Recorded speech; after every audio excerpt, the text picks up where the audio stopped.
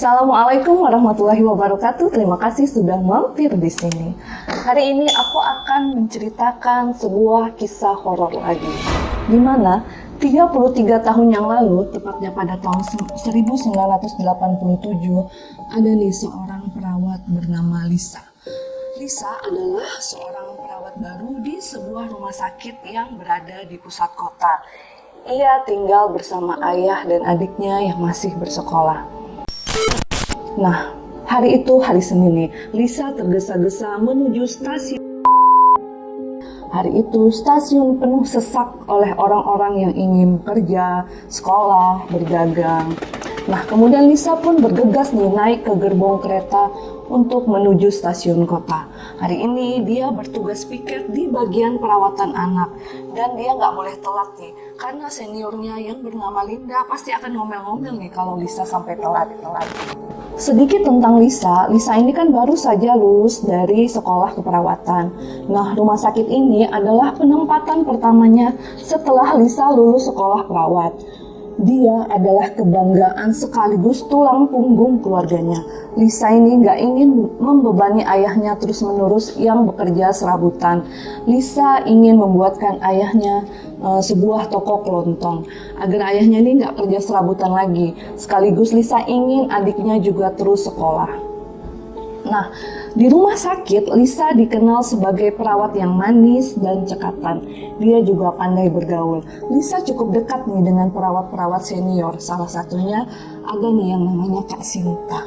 Tapi ada juga nih satu senior yang selalu judes dengan Lisa, yaitu tadi namanya Linda. Ada aja celah bagi Linda untuk mengkritik Lisa. Ditambah lagi, Lisa ini disukai nih oleh seorang pegawai administrasi di sana yang namanya Mas Rio. Tapi Mas Rio ini adalah gebetannya Linda. Itu makanya Linda itu sering kesal sama Lisa karena takut tersaingi mungkin kan. Nah, balik lagi nih ke kisah keberangkatannya Lisa menuju rumah sakit. Hari itu Lisa langsung nih memakai seragam perawatnya.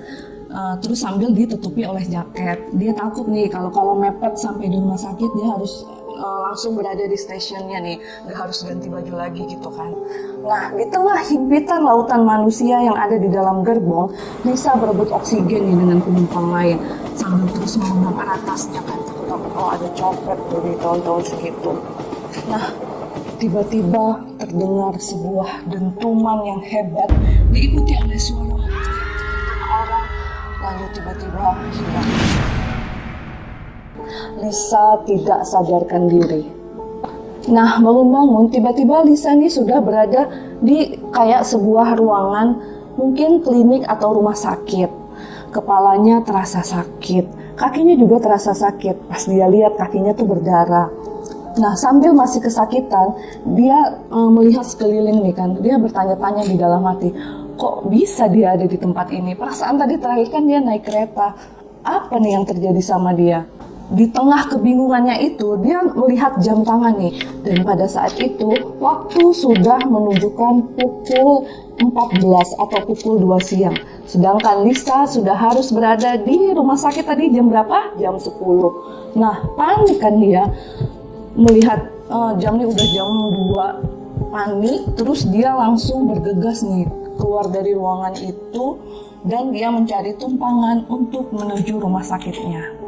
Nah, akhirnya Lisa mendapat tumpangan nih kan. Nah, di tengah jalan itu dia udah panik aja. Pokoknya perasaannya campur aduk kan. Takut aja dia dimarahin sampai di rumah sakit kan. Karena dia ingat nih, perawat saat itu jumlahnya masih sedikit karena beberapa cuti. Beberapa ada yang sakit, beberapa ada yang cuti melahirkan. Nah, di sampainya rumah sakit XX tempat Lisa ini bekerja, dia segera tuh bersih-bersih sebentar ya kan, dirapikan rambutnya, seragamnya, luka-luka di kaki dan kepalanya dielap tuh pakai tisu. Nah, dengan langkah gugup, dia mau naik nih ke lantai 3. Pada saat itu, dari kejauhan, Lisa melihat suster kepala sedang berbicara nih kepada 5 orang perawat. 2 diantaranya yaitu Kak Linda dan Kak Sinta. Di situ terdengar nih Linda bilang gini ke Kak Sinta, gara-gara junior kesayangan lo nih, jadwal jadi kacau. Nah, dijawab kan sama Kak Sinta, apaan sih lo senior kok panikan? Itu kan dijawab Kak Sinta nih ngebelain si Lisa. Nah, melihat Kak Sinta dan Kak Linda ini bertengkar, suster kepala ini menengahi mereka. Nah, beliau bilang kayak gini, tolong jangan buat keributan ya, malu sama pasien. Jaga marwah kalian. Pada saat itu, Lisa udah berdiri nih di belakang suster kepala. Dengan suara terbata dan sambil sedikit membungkuk, Lisa mengatakan, maaf, saya tahu saya terlambat dan udah membuat kegaduhan.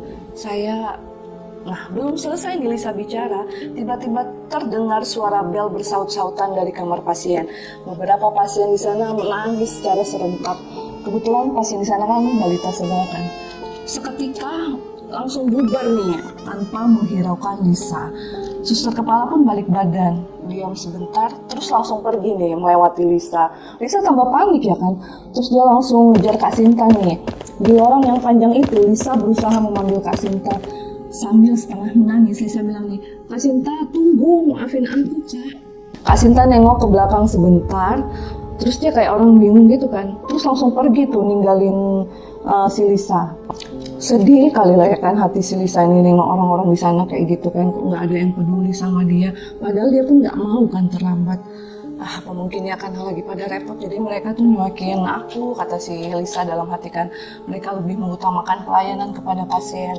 Udahlah ya kan, si Lisa ini akhirnya pergi tuh ke pantry. Dia maksudnya tuh untuk mau menenangkan diri di sana. Nah, ketika di pantry, Lisa ini ketemu dengan Pak Trisna. Pak Trisna ini adalah OB di sana. Tapi Lisa ini akrab nih dengan Pak Trisna. Lisa tuh manggil Pak Trisna dengan sebutan Pak D.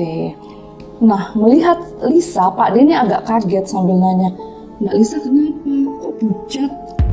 Terus tiba-tiba nih ada suara lagi yang nyaut di belakang. Lisa, kamu kenapa? Kaki kamu kok berdarah?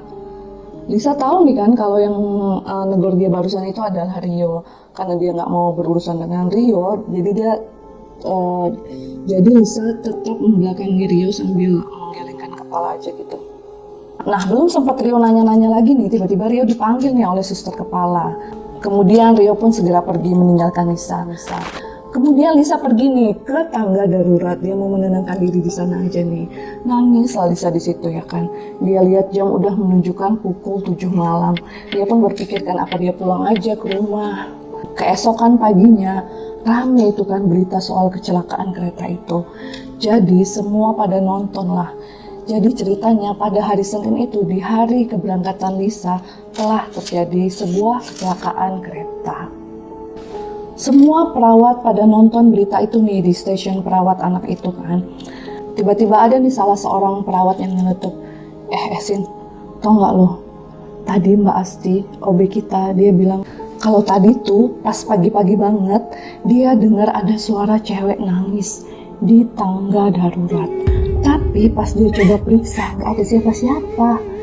Iya, ada lagi yang nyeletuk kayak gini, Pak Darmo tuh security bawah juga bilang, tadi malam kan dia nganterin pesanan makanan gue. Nah pas dia di lift, dia tuh melihat pantulan bayangan di pintu lift itu. Dia ngelihat perempuan pakai baju perawat di pojokan, dia menunduk itu ke bawah. Tapi pas dia lihat ke belakang nggak ada siapa-siapa.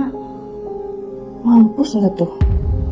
Terus tiba-tiba si Linda nyeletuk nih, Sin, jangan-jangan junior kesayangan lu tuh ikut kecelakaan kereta itu, makanya sampai sekarang dia nggak ada kabar. Abis ngomong kayak gitu, Linda langsung aja tuh ngelengos pergi ke toilet. Nah, Kak Sinta nih yang mendengar perkataan Linda barusan, Sinta tiba-tiba teringat dengan mimpinya. Dalam mimpinya itu, dia melihat Lisa sedang berjalan di lorong rumah sakit yang panjang. Sinta melihat Lisa sedang berjalan dengan kaki yang terseok-seok. Pada saat itu, Lisa nih terus berjalan menjauh meskipun dipanggil-panggil oleh Kak Sinta. Kemudian Lisa balik badan, melihat Kak Sinta sebentar tapi dengan raut muka yang sangat sedih. Nah, pas lagi mengingat-ingat mimpinya itu, tiba-tiba terdengar suara teriakan Linda dari dalam toilet. Disamperin lah kan sama mereka yang ada di sana. Termasuk Sinta nih ikut nyamperin.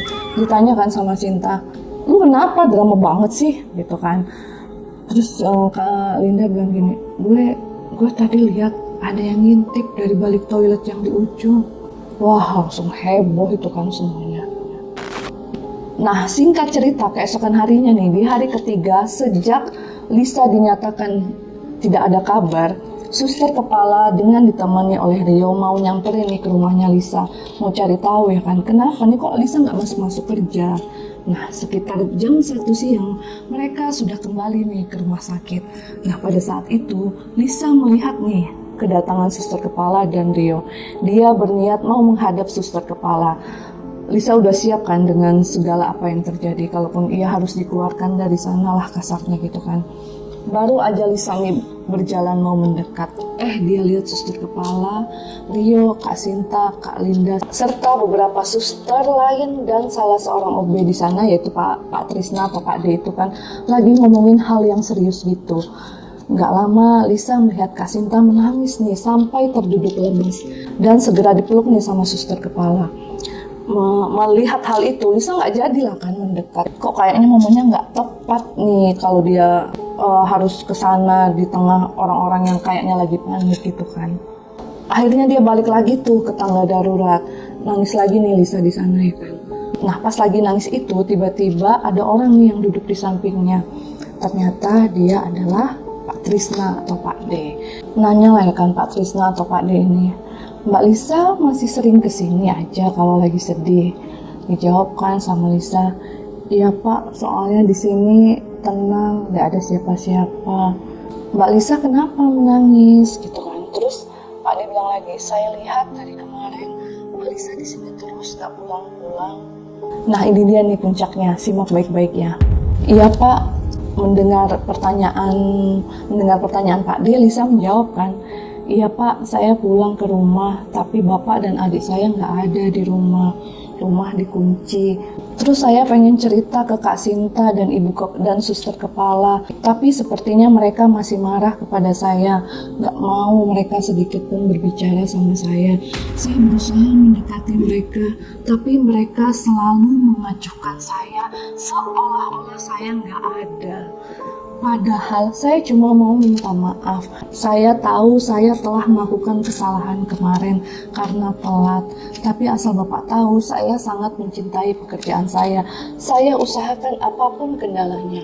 Saya senang bisa merawat anak-anak di sini. Kemudian Pak D terdiam sebentar. Kemudian beliau sambil menarik napas, beliau dengan hati-hati mengatakan, Mbak Lisa, pulanglah. Beristirahatlah dengan tenang. Anak-anak di sini banyak yang menjaga. Pulanglah nak, Bapak dan adikmu sudah menunggu. Begitupun dengan Mbak Sinta, suster kepala, dan teman-teman yang lain. Ayo Mbak, mari Bapak antar. Lisa masih bingung nih kan dengan perkataan Pak Trisna. Nah, dalam perjalanan itu Pak Trisna menjelaskan, jadi gini nak, pada hari Senin sore, bapaknya Mbak Lisa ini mendengar kabar tentang kecelakaan kereta api yang mana diduga Mbak Lisa ikut nih di dalam kereta tersebut yang mengalami kecelakaan. Nah, mendengar kabar itu, bapaknya Mbak Lisa seketika langsung datang ke TKP dan segera mencari tahu tentang keberadaan Mbak Lisa di beberapa rumah sakit. Itu makanya bapaknya Mbak Lisa dan adik Mbak Lisa nggak ada di rumah waktu Mbak Lisa pulang. Mereka mencari Mbak Lisa ke sana kemari hingga tiba di rumah sakit A. Pihak rumah sakit ini langsung bisa mengidentifikasi Mbak Lisa karena baju perawat yang Mbak Lisa kenakan. Mbak Lisa ini sebenarnya sudah meninggal.